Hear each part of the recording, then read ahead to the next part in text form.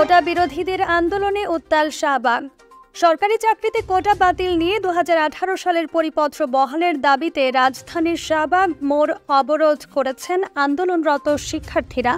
বৃষ্টিতে ভিজেই তারা অবরোধ কর্মসূচি চালিয়ে যাচ্ছেন। বৃহস্পতিবার 4 জুলাই বেলা 11:30টায় শিক্ষার্থীরা কেন্দ্রীয় গ্রন্থাগারের সামনে জড়ো হন। এই সময় তারা কোটা বাতিল এবং 18 এর পরিপত্র বহালের দাবিতে নানা স্লোগান দেন।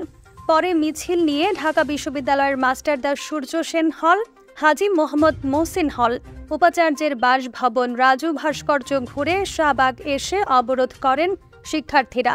মিছিলটি দুপুর 12:18 শাহবাগ মোড়ে এসে থামে।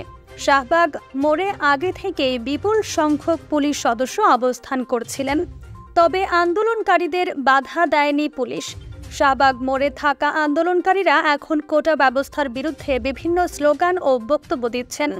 দাবি আদায়ে গতকাল বুধবার বিক্ষোভ মিছিল এবং প্রায় 1.5 ঘণ্টা শাহবাগ মোড় অবরোধ করেছিলেন বৈষম্য বিরোধী ছাত্র আন্দোলন ব্যানারের শিক্ষার্থী ও চাকরি প্রত্যাশীরা।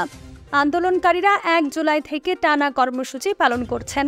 কোটা বিরোধী আন্দোলনে যাতে শিক্ষার্থীরা যুক্ত হতে না পারেন সেজন্য আজ সকালে ঢাকা বিশ্ববিদ্যালয়ের মাস্টারদা সূর্য সেন হলের ফটকে তালা দিয়েছিল ছাত্রলীগ। ফলে মিছিলে আসতে চাইলেও শিক্ষার্থীদের অনেকে আটকা পড়েন। সমালোচনার মুখে পড়ে ফটক খুলে দেওয়া হয়, তবে শিক্ষার্থীদের একটি অংশকে হল থেকে বের হতে দেওয়া হয়নি।